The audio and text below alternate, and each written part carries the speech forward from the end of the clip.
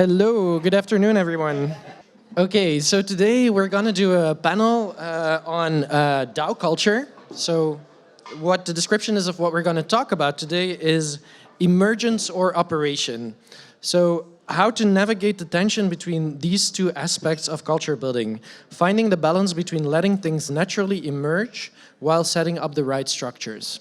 So that is the topic of today. And so what we're gonna do is for the first 30-ish minutes, we're just gonna talk a little bit between us, and then we're gonna do the concept of Fishbowl. And in the concept of Fishbowl, that means that someone else will fill the seat, and if all 5 seats are filled, someone goes off stage so that the fish still have space to swim. But so we'll get to that in about 30 minutes, and we'll just start by introducing ourselves, I guess. So I'll first give it to you, Simona. Thank you. And thank you to the DAOist team, Felipe and all the volunteers and everybody here for making these events, again, such an important part of this culture and such an important piece that needs to be not only supported, but also grown and perpetuated, and making sure that we continue to do these things. I'm Simona. I've been in the space for 5,000 years in normal time, and I currently work on governance engagement with Gitcoin. I also head up some community strategy for Status. I'm also curating Shelling Point on Thursday. Hopefully everybody's coming. Yes, yay. Good. So, and just generally interested in how do we preserve the culture of our space, the vibe of our space that is incredibly, incredibly important. And it's the one thing that I think is the common denominator in a lot of the down the rabbit hole, I guess, narratives for everybody. It's the culture and it's the people and it's how it makes us feel. So that's it in a small nutshell.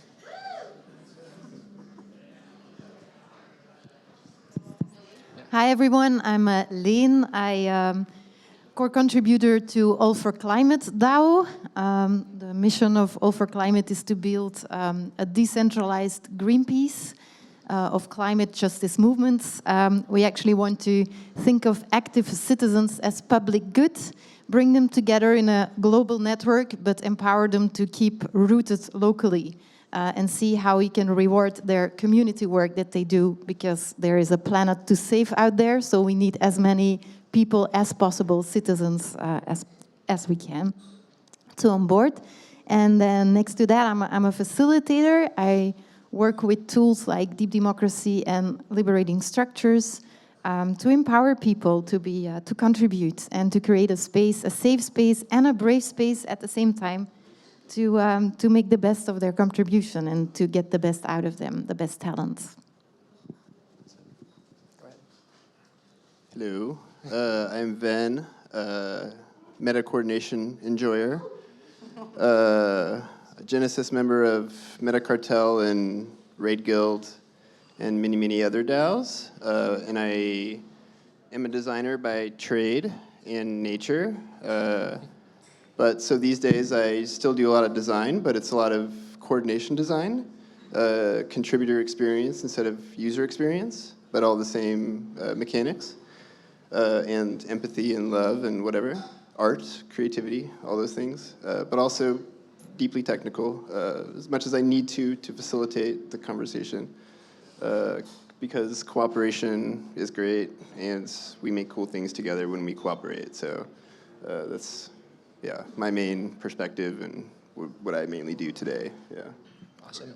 Yeah, it's all coordination. It always has been. It always has been. So yeah, and I'm Kris. I work for Gitcoin. My previous experience, I've been in also for 5,000 years in the space.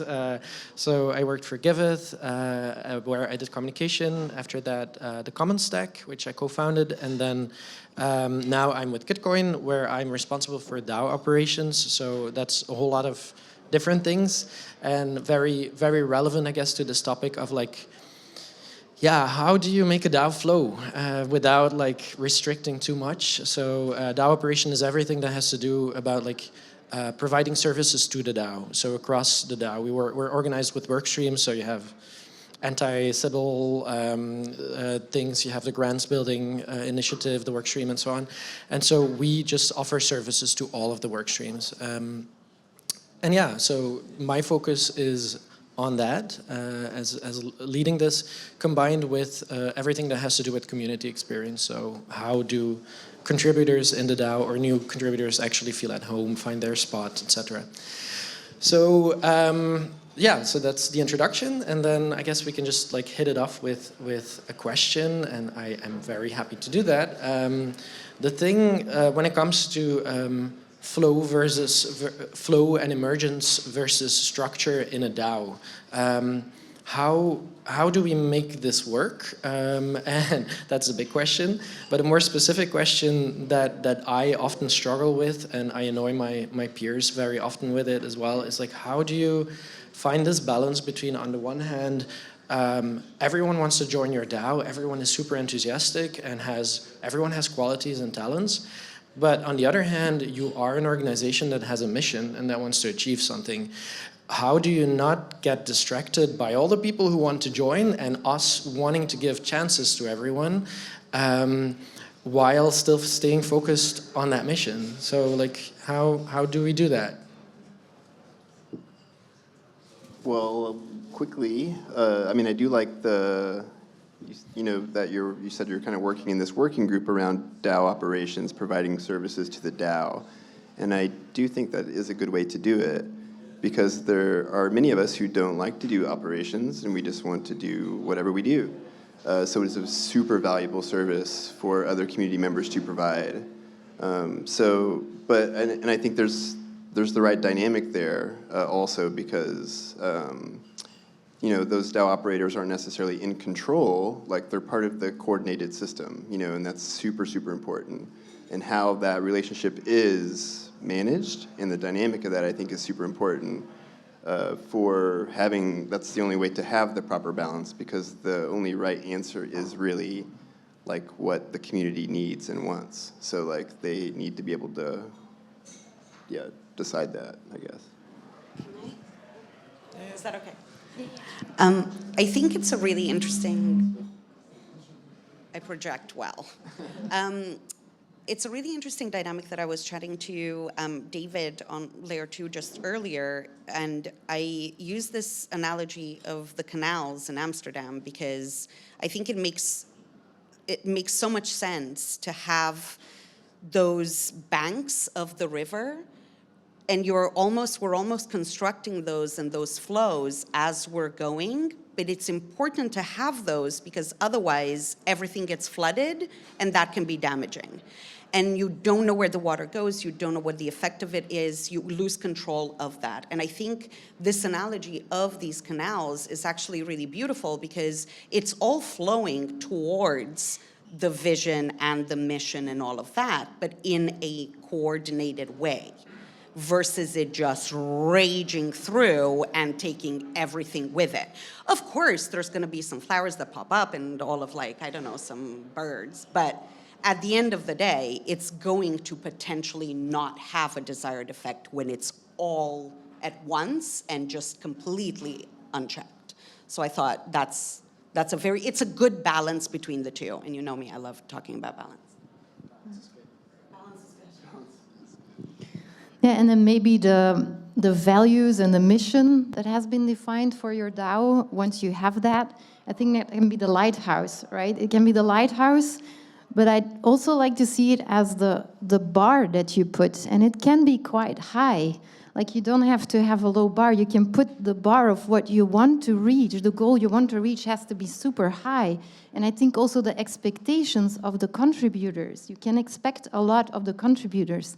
But then when you start designing the DAO or the space, I think it all has to be on how accessible is this space for people to actually get to that high bar. And how do we design that together in a way? And then, of course, the topic of diversity comes in and inclusivity. And I think if we find a balance, because it's a shared responsibility. It's a responsibility of the people already in the space building it, and the new people coming in trying to reach that goal. So if we build up a space that is accessible and where we really listen into people, like, what do you actually need to get to that bar?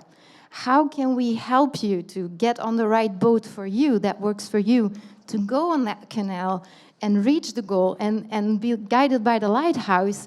I think then, and as a shared responsibility, I think then we are on a good track to... And coming back to this thing about the boats, it's also so much, because there's so much that we still have to work on in terms of being able to access the information and also seeing what's available. Because I might be comfortable with a certain type of boat that you might want to like whiz through the canal, but I might want to like take my sweet time. So if you don't know that there's that there are options for you to choose one that suits you, you might be uncomfortable and just go, actually, you know what, this canal business is not for me, I'm gonna go snowboarding instead. Which also fine, but it's that kind of transparency and knowing what is available to you that enables the access. And a lot of communication is needed for that. You have to know yourself and do the work, the inner work yourself. Like, what boat do I actually need? Which boat drives well for me? And then building a space out of that. Yeah, making the most possible. Ben and I tremendously with our nautical theme, by the way. Just saying. I'm also in the theme, but just with the stripes. Yeah, and yeah, it made me think of, to continue with like the boat analogy, like, we're in Amsterdam. We should do a boat trip. Yeah. No, but it's a really good point about like we have different tastes in what we want to do on the boats and which kind of boat that we prefer, and also like the amount of boats that we allow in the canals. So like what does the city of Amsterdam allow in the city? Everyone here has been saying, oh, it's so awesome, there's not a lot of cars, and it's great, but like that is a top-down decision in a way that has been made. Okay, it's also to some extent the citizens of the Amsterdam that have decided it, but not really. There is some structure that has been created there, and so that balance is so tough, because especially that point of like communication, we need to improve that and to make clear to people that like when there are certain structures and certain canals and certain limitations in place, that is not meant to be like we are your new evil overlords that want to like impose all sorts of things. It's actually meant to make things flow better, and because we are on Discord and we are using very flawed communication tools, people get frustrated.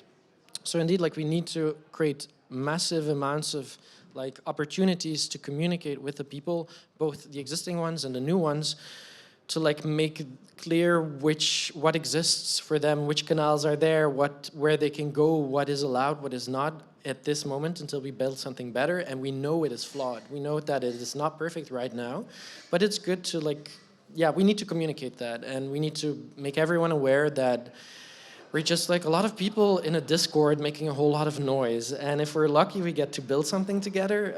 But yeah, it's only when we're together in a room that like some things move better. So we're, yeah, something like that. Do you have a question? You know what's interesting, actually? Oh yeah. +1. IRL +1. I think what's really interesting is, because we talk about new people coming in and having that experience of just being kind of a pop-up in a Discord and then trying to navigate all of that and understanding what goes where and who's here, what are we doing. And I think one of the things that we still haven't necessarily cracked as an ecosystem is how do you provide that initiation that a lot of tribes, communities, associations have when you first join.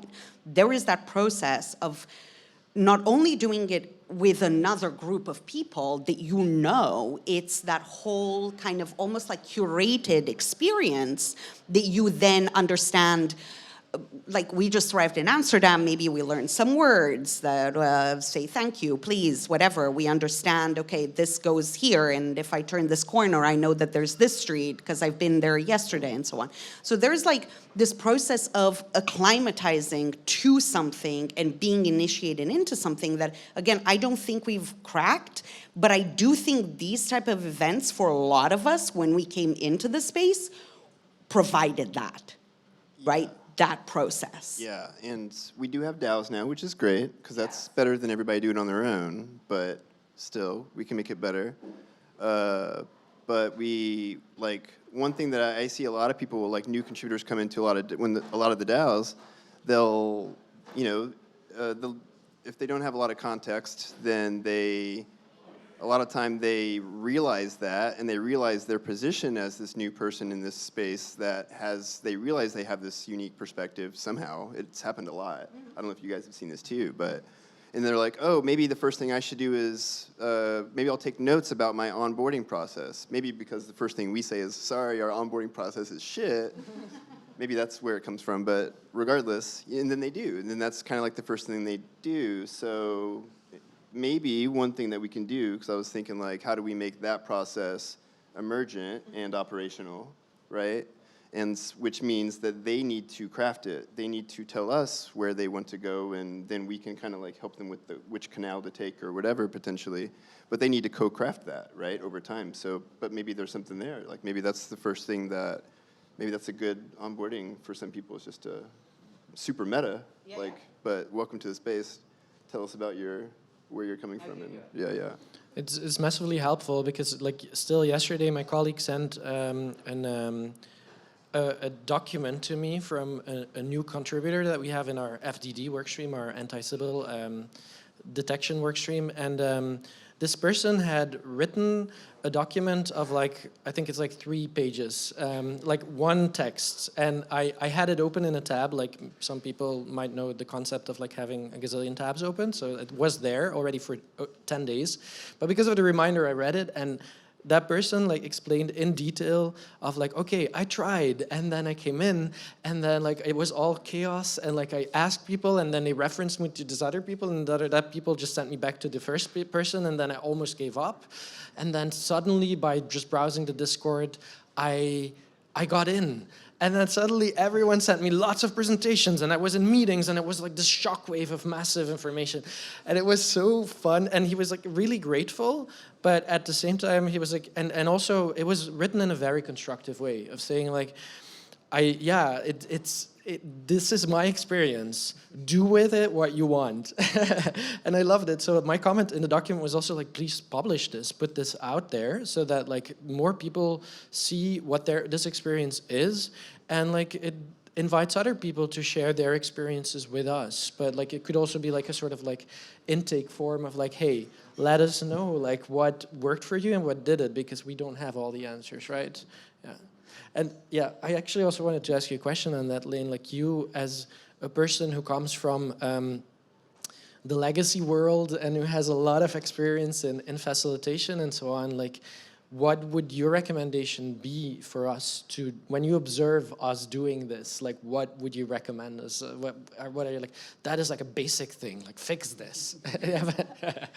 I think, no, I cannot. No, but what I can see is that there is no one size fits all. Like, there is no point. There is no point, and I see a lot of tools looking for that, right? One size fits all. If we use that tool, then all our problems will be over. We will have, solved the voting problem. We will have solved participatory processes, etc. Of course, that doesn't exist, right? It's not. And I think the key to add to all those tools that we are inventing, and even if it's like we come up with a beautiful onboarding stream, we put a couple of people in a DAO. And we say, please design us like an onboarding process, like first this and then that, and then you take people through that, right? Even then, you're gonna have people that fall out of that system. And that is fine, because it reminds us of the fact that nothing can replace human conversation and sharing human experience. So we need personal stories. And we also need to design for that and take space for that. And it's okay if it takes time for somebody to onboard in a DAO. Anyway, I stop. But here's a question for you, actually. What if you had, because we keep talking about Legos and modularity and so on, what if you had these modules that then newcomers could just build their own path forward, but picking the things that suit them? I don't know what that looks like, but it's, you know, when you were a kid and you open up the whatever Lego thing, and yes, you can make the spaceship and whatever, but sometimes you just want to, pardon my French, fuck around and like build, I don't know, a restaurant in a park or whatever. And you go completely off script, but you have the bits there to be able to do that. And wouldn't that be an interesting way in this whole vein of open source, modular, accessible, transparent, la la la, to have that as part of the initiation where you take all of this and you build your path in? Again, I don't know what that looks like, but you know, we'll think about that. Yeah, and it's something that I really love that, and I think every DAO has their own onboarding way, but we also like steal from each other, and that's like for the second part. I want to hear some other stories, but yeah, we do it a lot. The human aspect, we have like Loie sitting here together with Gloria, who do a lot of like community experience within our DAO for the active contributors, and like I definitely want to call that out because like they do magic there on just like creating vibes. They do all sorts of games in a very playful way, because we are in a situation that we have. That is also a form of onboarding, because we have a lot of people coming from the company, from holdings, because Gitcoin was a company. And for those people, it's a bit scary to come into the DAO. And so they do every week a lot of little games that make people feel at ease and get to know each other and ask each other questions. Like just last week, there was this fun game that Loie created of like, just with silly post-its on the one side, these are the people from the DAO, these are the people from the company, and you can just like put post-it with questions, and then you can put a post-it with the answer next to it. Like, how does it feel? Like, how many hours a day do you work? Like what scares you most about working in a DAO to the people from the company? And so like this interaction creates trust, creates vibes, and then if you combine that with like, you create the vibes, you create the atmosphere, and then you throw in a number of these Lego blocks, and it's like, here, go play. Take what works for you, then people will pick up the pieces and they will build their own experience to enter. And wanted to call that out. Yeah, and then adding to that, it's not because you do it once and twice and that you have a good feeling over it that it's finished. No. It's an ongoing process. It's ever going. Like taking care of the vibe in your DAO requires permanent attention, permanent nurturing, and it's everybody's responsibility to keep it going over and over again. And also, this whole thing with balance as well. Like, I think for a lot of people, balance is somehow static. Right. Right? Like you look at something and it's like, oh, it's balancing, it's fine. Just don't touch it. Don't, just leave it. But in fact, right, balance, the whole thing of it is a continuous motion and tweaking and adjust. Right. And like adjusting here, adjusting there, keeping that balance, which implies that motion and that attention, right? Right. As a community experience designer, like, yeah, I could design a great process for that one point in space-time, but congratulations, the very next metric, everything's different. Because there's a new person in the crew, you know, or whatever. Everything's different. Like, as soon as one person comes in, like, literally the entire community is different. Yeah. So. Well, on that, I have a perfect segue, like, in bringing in new people. So we're at, like, the halfway mark. And so for the people who don't know the concept of a fishbowl, we're going to bring in new people, and we're going to, like, create a new balance. So how this works, for people who don't know, there's, like, 5 seats here. And the idea is that there's always 1 seat empty. So if you have something about the topics that we're talking here, and I was like, I want to add something, just gently come up and come and have a seat. And then it will feel crowded here, and one of us will just like go away and maybe come back later. So part 2 has officially started. If anyone has like, I want to talk about this topic, and until you guys do, we will go on. Who's got the spice? Yeah. So to not make it awkward, we'll just continue talking. We have words, right? Like you'll come up. So about that balance. So what were your first experiences like building a DAO now for the things that you're doing, Leen? Like, what is this how is this onboarding going for you? Is it working out? Is a lot emerging, or are you like imposing a lot of structure? No, we messed up. You messed up. Awesome. That's a good start. No, we messed up. We also jumped into it with our experience in DAOs, but it's great because the learning curve is like that. So that's really pretty cool. But we do have somebody who dedicates her time to onboarding, and I love also how she does it, because she takes a really personal approach. She really engages into a conversation about regenerative cultures, about what is regeneration, etc., etc. So I really like that. She takes the personal approach. But then how we messed up and what we have to do now to get it right is set our mission and our vision clear as a lighthouse there. And also, All for Climate is in a network, and we are going to build like a real DAO, right? Built on the product that was already there, or the service actually that was already there. So at this moment, so many people joined the DAO that it's unclear to them like what is actually All for Climate. So we need to go back and rethink the whole thing, and how can we now, in this chaos, mine the talent that is there, and then slightly move and take the flow again and go on the river or on the canal. So yeah, it's interesting. I mean, the slowdown, you said that twice, but it's really key. Like, at that point, like, every shit's flooded, you know? And you just got to slow down and figure out where is the flow. And if you don't take time to figure out where the flow is, then you're not going to find where the flow is. You're going to be creating paths that don't work because you're creating paths instead of allowing those to just emerge from like erosion. Yeah. And also, I think it's again that being comfortable with slowing down, because I think we have a big thing in our space, like, quick, we must do these things immediately, because otherwise, oh my God. But it's okay to take that time. And I think another thing that I've certainly been chatting about in the last couple of days is people are really uncomfortable with ambiguity and really uncomfortable with, wait, but what are we doing next? Is it this way or that way? But why are we thinking about it? Let's just go. So without having that kind of, again, balance between the two, because you don't want to stagnate, right? You don't want to just like stop everything, and because then whatever algae grows and whatnot.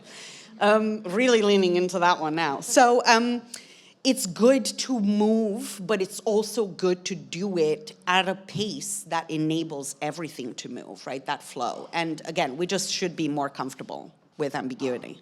Hello. What's up? Hey.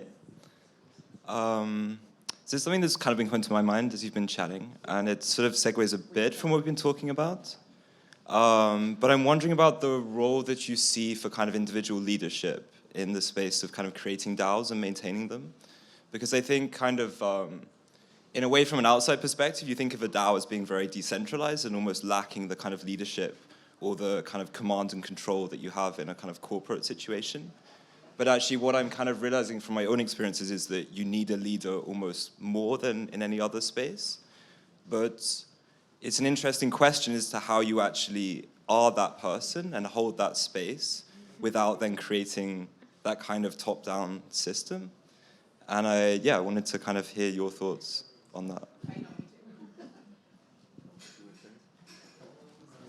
have something, but go ahead. Okay, well, yeah, it is super important. I think the biggest thing that I learned about DAOs and leadership is that, like, the best leaders that I actually see, like, actuating strong DAOs are excellent facilitators. Because that is what is, like, it's not so much as making executive decisions by any means. It's a fucking DAO. But, so we don't need that kind of leadership, but we need facilitation. Like, what is this mess that we're looking at together? Where do we go from here? Like, we need help with synthesis sometimes, and we need other people to not be doing that and just be throwing shit on the wall, you know, which is my rule a lot. And then facilitators come in and clean it up for us, but they're just one of us as well. And we can say, we don't like you, facilitator, we want you, facilitator, or whatever. You know, like, that dynamic is really all that's needed. But facilitation is, like, very awesome, yeah. I was gonna say something similar, like, I don't know, I'm answering the question, but as a new participant, but I was saying that leadership, I see it as a way of, like, okay, as a leader, you kind of, like, you're able to identify, like, great talent and kind of, like, give them the tools to actually start driving these new projects and, like, equipping them to actually move forward within the DAO. And, like, I think, like, sometimes I haven't been in a much leadership role in the DAO, but, like, in nonprofits, for example, a lot of it was like, okay, how do you make sure that you're either enabling these ideas to thrive, or, like, enabling the facilitation, but also making sure that if there needs to be, like, a step up on, like, making things happen, like facilitating the project management, there's no drop balls, or making sure that everything is, like, going ahead, and that would also be, like, a good step up without the ego.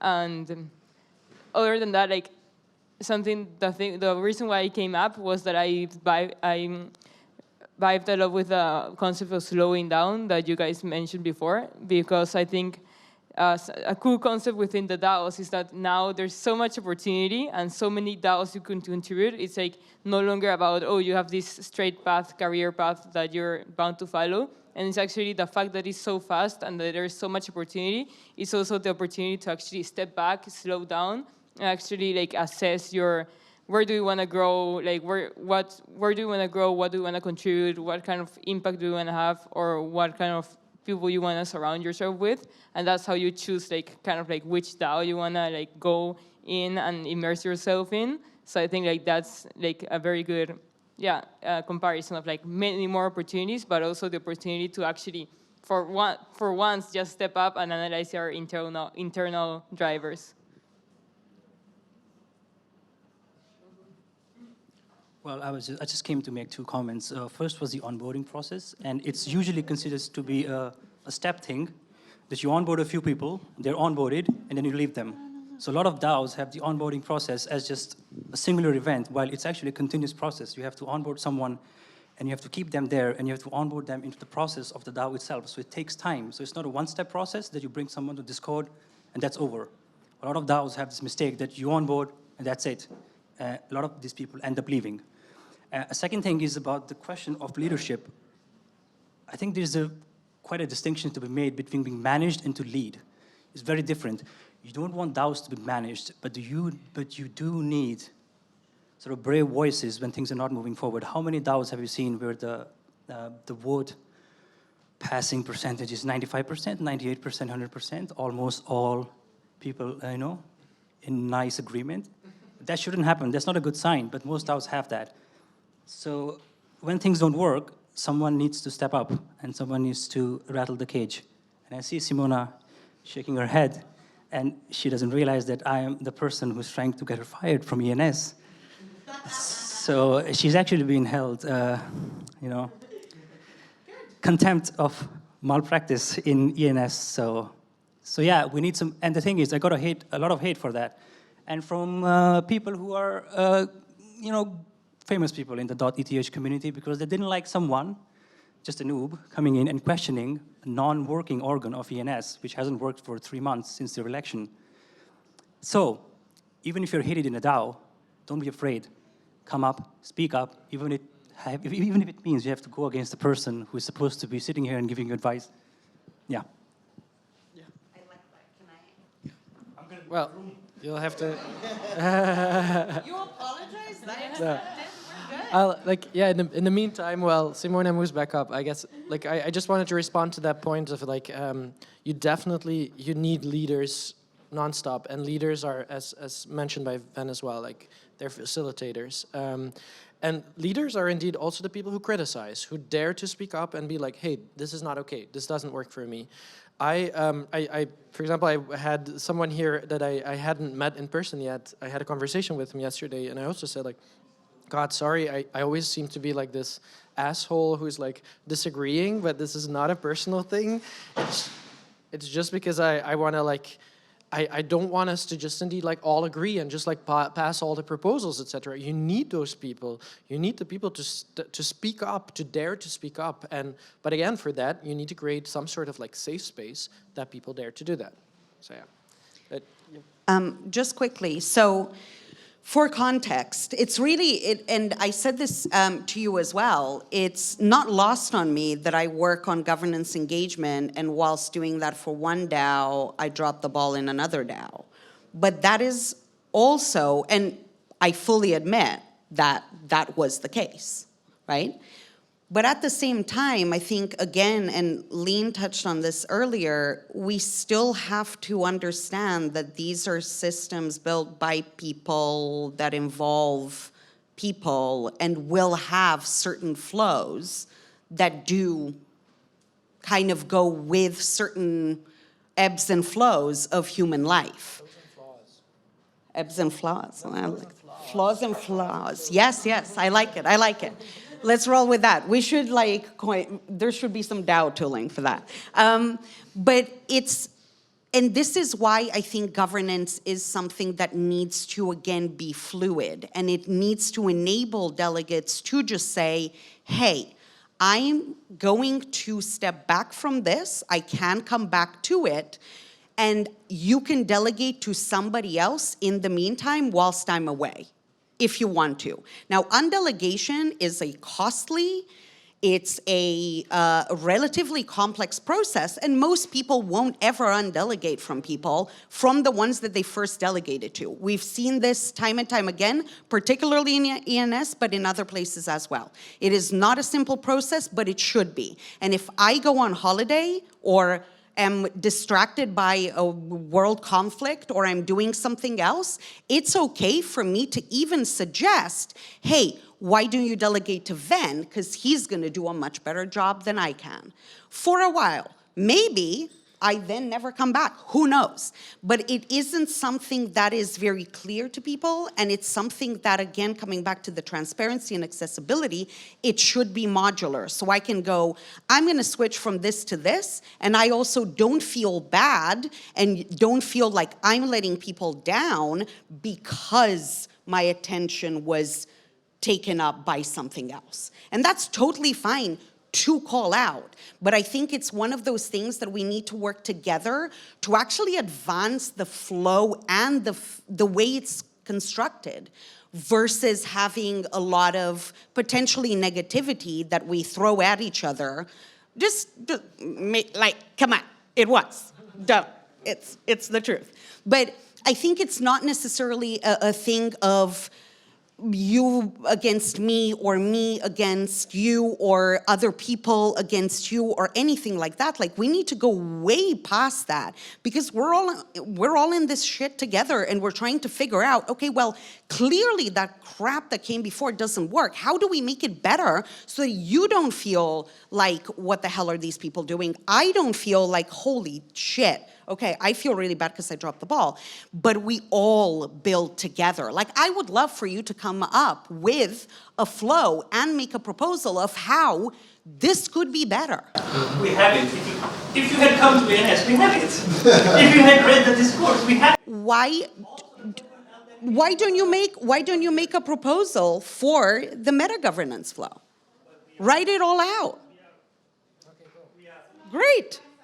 Hi. You said if she should come to you, you had it. But you were talking to someone who's delegated.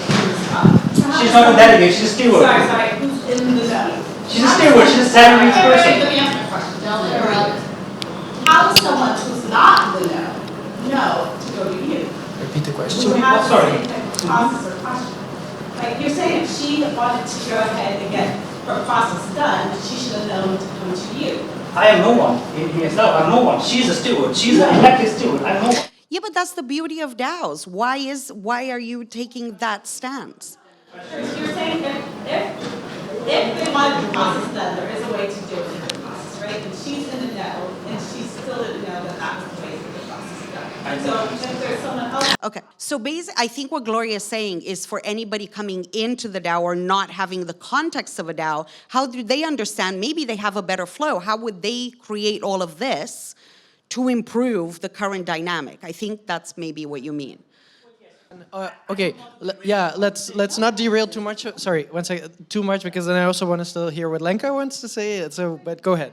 Yeah, I won't derail, but simply that we are writing a proposal to update the meta governance process and to have a strict eligibility criteria on the stewards, show their karma next to when they get re-elected. So you're writing it now, it's not right. Yes, we are writing it now. Actually, we were unhappy with the way the meta governance working group proceeds. Also, yes, exactly. I also met James before, and he said he's not interested to steward at all, and he doesn't care to even resign. So, because of these issues, we are writing a proposal on how to make this better, and we will make this better. I don't want to derail the conversation. It's very, between us, we'll talk. It's not, it's not though. It's No, fine, and it's good that you are creating this, which is what I asked. If you think you can do better, do it, and you are, which is great.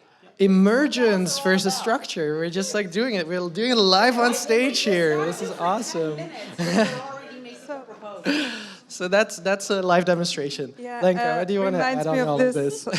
Reminds me of this one line. I was trying to like share with newbies in the space how they can create their own job, how they can find the right boat, and how they can choose their canal and the route they want to take, and how much time it should take, and how intense should it be. And one of the bullet points was be the structure you want to see in your project. So if something doesn't work, then just like make a proposal. You would be actually surprised how many, you call yourself nobody, but you have a name and you have an account, so you can actually participate in this discussion. So you can actually make a proposal and open it up for a discussion, and if you get the traction in the community, it can become voted in. And that's not just the problem of delegation, but we also had the experience of offboarding a team that was quite bumpy, because in our setup at Maker, we had a really good setup how to onboard teams, but we didn't figure how to offboard them smoothly yet. So we need to figure it out. And another thing that was really interesting was that we have these different teams, core units, and one of our members of my core unit felt like he is not using his full potential. So he actually changed to another core unit, and I think this should be encouraged. So he can like stay within the ecosystem and have a possibility to grow. And we also don't have like Rails for this, so we're just learning as we're doing. And like just tying it to the DeFi space, we have so many hacks because we're improving our security as we go. So there are conflicts, there are problems, and if we learn from them, we're just going to be stronger. And that's the main thing. Exactly. Yeah.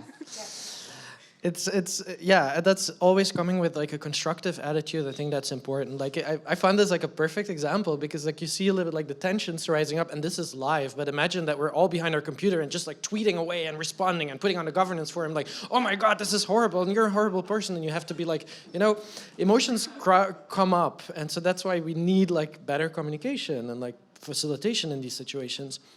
But you really need it. We have it in Gitcoin so many times that like, you know, I'm in a situation of being like already all over the place, completely overworked, and then in the Discord, someone starts attacking our process that we set up for how the Discord works or how onboarding should be.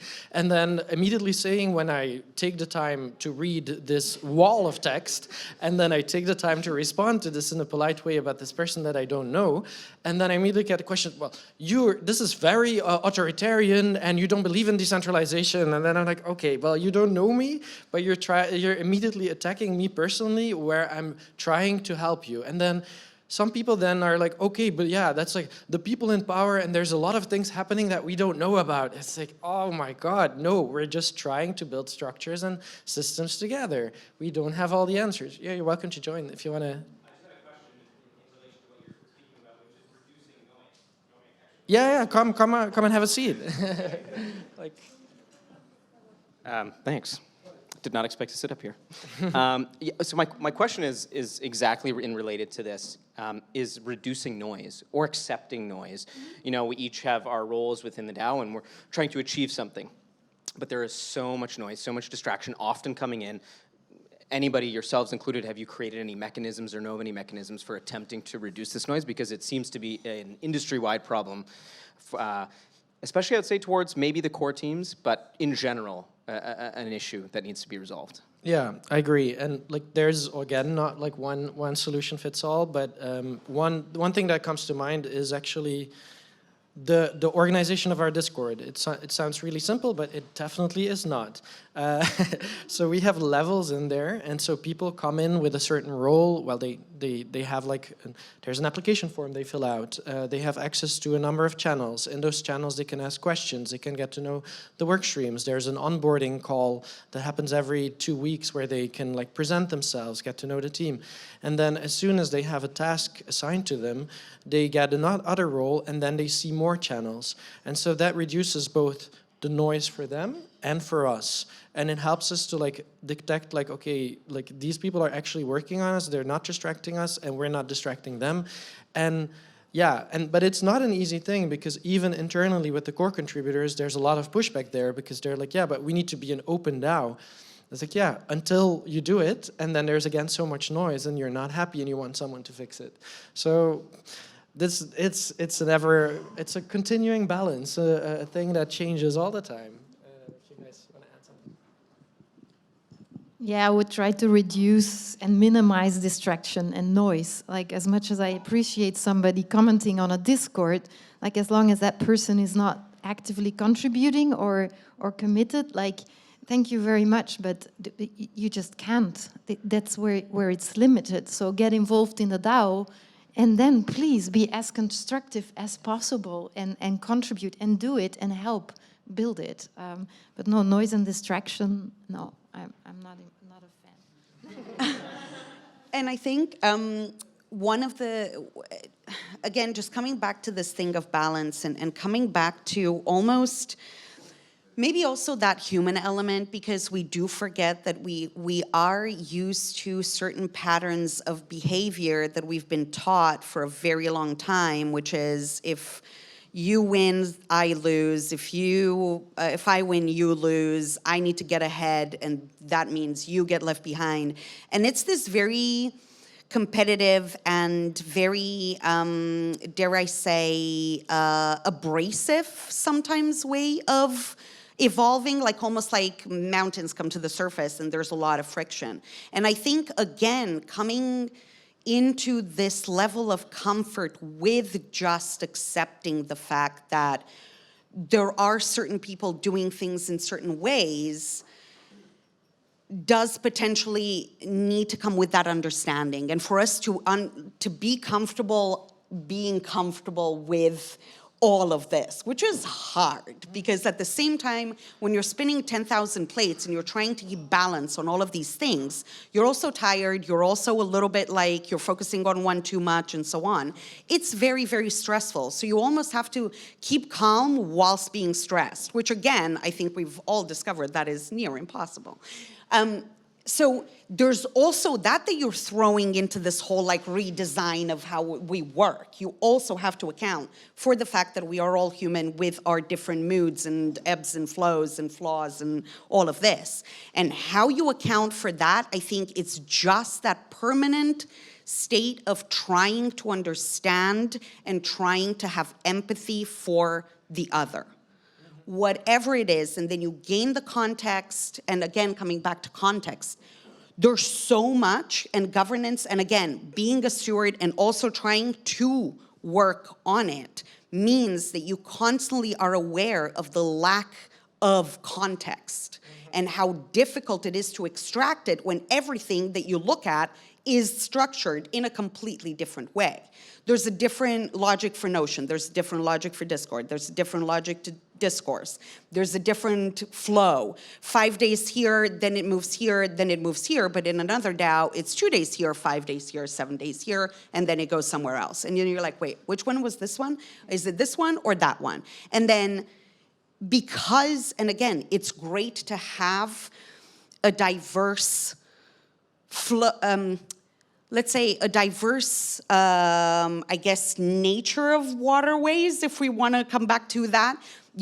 We're aware that a lot of these DAOs are different, but a semblance of you know the little, what's the thing on maps where it shows you, okay, this is a mountain, this is a river, this is a plain. Something that shows you the patterns. And then you can kind of go, oh, that's like that. Because right now, from a context gaining perspective, it is near impossible in the time that we have. And again, everybody who starts contributing to multiple DAOs will find this out very quickly. Time is your scarcest resource. You're kind of always trying to improve.